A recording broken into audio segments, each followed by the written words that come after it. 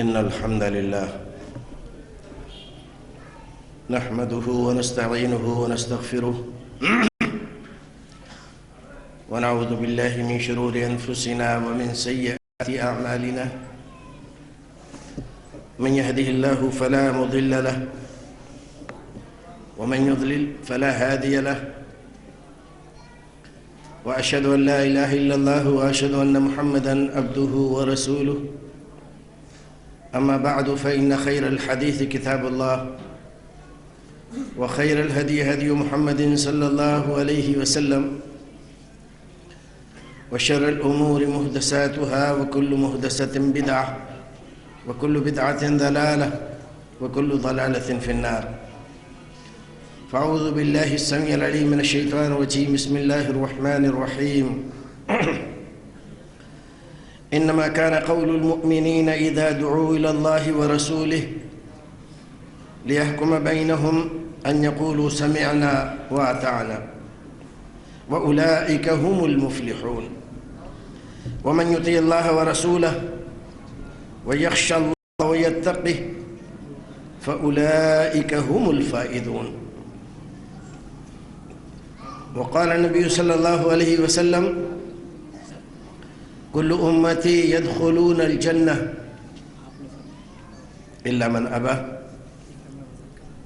قيل ومن يأبى يا رسول الله قال من أطاعني دخل الجنة ومن عصاني فقد أبى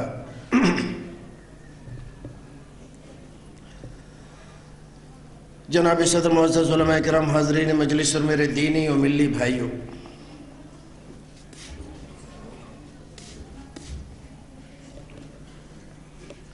آج کی اس مبارک بزم میں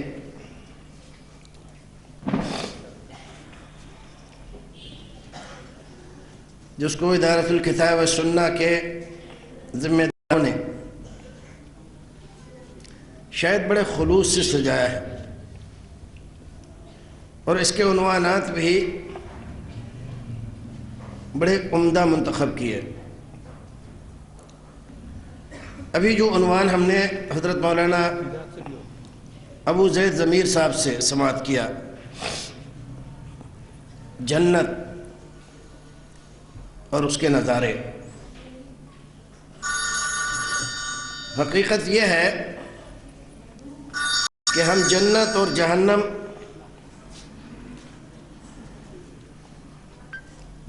کا ڈر اور جنت کی تمنا اور آرزو، زمانہ ہوا اس موضوع پر کچھ ہم نے سنا ہی نہیں، ہم سنتے ہی نہیں۔ ہم تو اکثر کچھ اور سیاسی قسم کے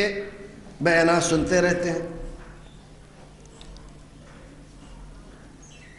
جو قوم سیاست میں بالکل پیدل ہے، اس کے خطبہ اکثر سیاسی عنوانات پر مسجدوں کے ممبروں سے بھی خطاب کرتے رہتے ہیں، اور جو ہمارا مقصود اصلی ہے اللہ رب العزت کی رضامندی، جنت کا حصول، تو فراموش کیے ہوئے۔ نہ جنت حاصل کرنے کی تمنا ہوتی ہے، نہ دل میں اس کے لیے تڑپ جاگتی ہے، اور نہ جہنم کا ڈر اور خوف ہمیں کسی گناہ میں ملوث ہونے سے بچاتا ہے۔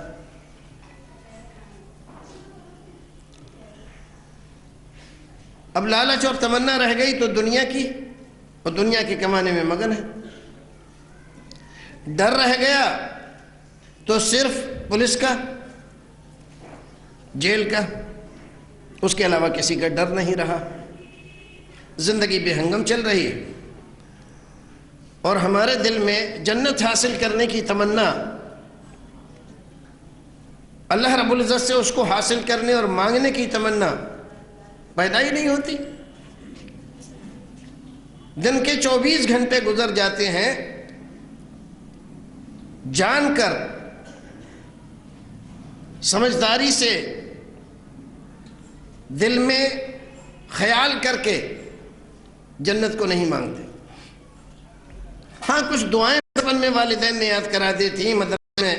علماء حضرات نے یاد کرا دی تھی، اس میں اگر جنت کا تذکرہ ہے یا اس میں سوال ہے تو ٹھیک ہے، وہ زبان پر جاری ہو جاتی،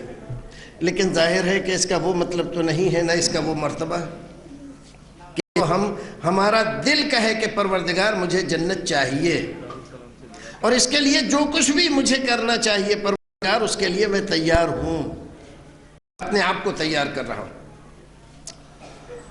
تو بڑا اچھا موضوع، اور ہمارے آج کے خطیب نے بھی ماشاءاللہ اس کو بڑے بہتر انداز میں